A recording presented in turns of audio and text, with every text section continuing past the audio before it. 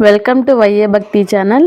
ఈరోజు వీడియోలో మహారాష్ట్రలోని పూణే జిల్లాలోని ఖేడ్ తాలూకాలోని సహ్యాద్రి పర్వతాలలో ఉన్న ద్వాదశ జ్యోతిర్లింగాలలో 6వది భీమాశంకర ఆలయం గురించి తెలుసుకుందాం.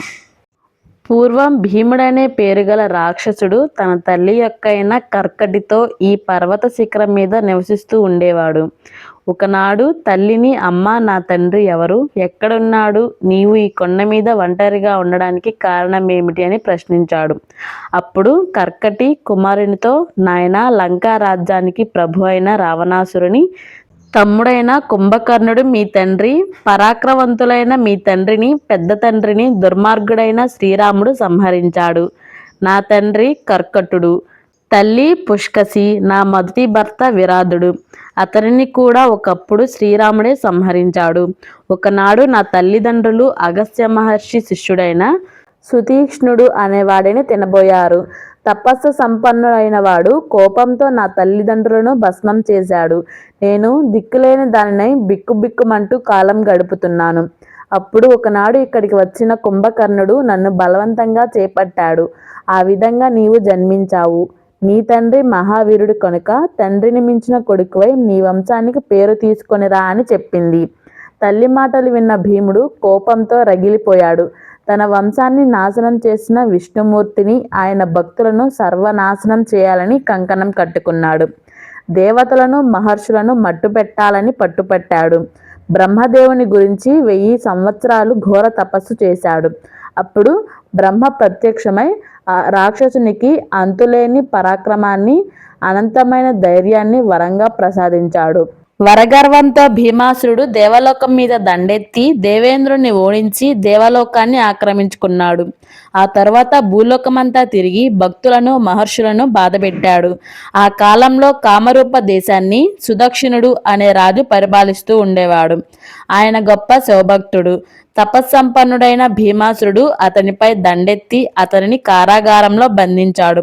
శివభక్తుడైన సుదీక్షణుడు కారాగారంలోనే మట్టితో ఒక లింగాన్ని చేసి పూజిస్తూ నిరంతరం శివ పంచాక్షరి మంత్రాన్ని జపిస్తూ ఉన్నాడు.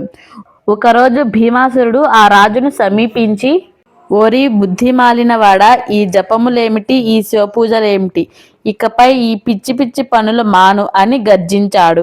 అయినా ఆ రాజు ఏమీ పట్టించుకోకుండా శివపూజల్లో నిఘ్నమైపోయాడు. రాక్షసుడికి ఒళ్ళు మండింది.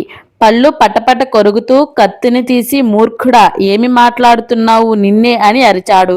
రాజు నెమ్మదిగా కళ్ళు తెరిచి, రాక్షసరాజా, మనకు కనిపించేవి జగత్తంతటికి పరమశివుడే ప్రభు. అతడే ఈ ప్రపంచానికి కర్త. భరించేది అతడే, హరించేది అతడే. నేను అతనిని సేవిస్తున్నాను. నీ గర్జనలు, గాండ్రింపులు నన్ను ఏమీ చేయలేవు అన్నాడు. అంతటితో భీముడికి మరింత మండింది. అప్పుడు రాక్షసుడు కత్తిని తీసుకుని, ఈ లోకానికి వీడేనా కర్త, వీడేనా రక్షించేది, ఇప్పుడు ఈ లింగాన్ని నా కత్తితో ముక్కలు ముక్కలు చేస్తాను, తనను తాను రక్షించుకోమను అంటూ కత్తెను శివలింగాన్ని నరకబోయాడు. అంతలో శివలింగం నుండి శివుడు ఉద్భవించి ఆ రాక్షసుని భస్మం చేశాడు. సుదక్షిణుడు భక్తి పారవస్యంలో శివుని పాదాలపై పడి నమస్కరించి ఎన్నో విధాలుగా స్తుతించాడు. పరమశివుని కరుణా కటాక్షం వలన లోకానికి భీమాసురుడి పీడ విరగడయిందనే విషయం తెలుసుకున్న తారకాసురులు ఈ కామరూప దేశంపై దండెత్తగా సహ్యాద్రి పర్వతంలో జరిగిన పోరులో శివుడు చెమటోడ్చి అసుర సంహారం చేశారని పురాణాల ద్వారా తెలుస్తుంది. ఈ విధంగా రాలిన చెమట బొట్టే భీమా నదిగా గుర్తింపు వచ్చింది. భీమాసురుని తల్లి కర్కటి తన కుమారుని శరీరం పాతాళం నుండి భూమి మీదకు వచ్చి శివుని గురించి దీనాది దీనంగా ప్రార్థించగా స్వామి దర్శనమిచ్చి వరం కోరుకోమన్నాడు. అప్పుడామె తన కొడుకు పేరు చిరస్థాయిగా ఉండేటట్లుగా అదే ప్రదేశంలో జ్యోతిర్లింగంగా శివుడు ఉండవలసిందిగా కోరుకుంది. అంతటి పరమశివుడు ఆమె కోరికను మన్నించి భీమాశంకర జ్యోతిర్లింగంగా సహ్యాద్రి పర్వతంలో వెలిశారు. ఈ ఆలయాన్ని 13వ శతాబ్దంలో నిర్మించినట్లుగా చరిత్ర ద్వారా తెలుస్తుంది.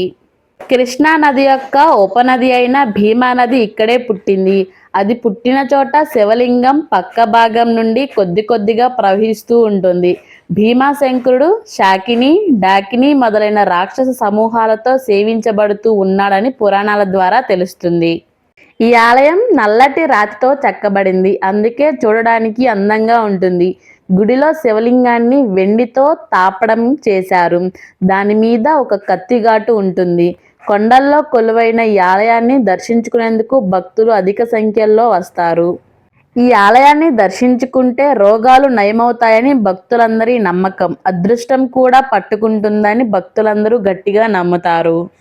ఈ ఆలయాన్ని దర్శించుకుంటే సర్వ పాపాల నాశనం, శత్రుభయ నివారణ, మానసిక శాంతి, ఆరోగ్యం, శివ అనుగ్రహం కలుగుతుంది. ఈ ఆలయంలో ప్రతి సంవత్సరం మహాశివరాత్రి, శ్రావణ మాసంలో ప్రత్యేకమైన పూజలు, ప్రత్యేకమైన సోమవారాలు ఎంతో ఘనంగా జరుగుతాయి. మీరు కూడా ఒకసారి ఈ ఆలయాన్ని దర్శించుకోండి.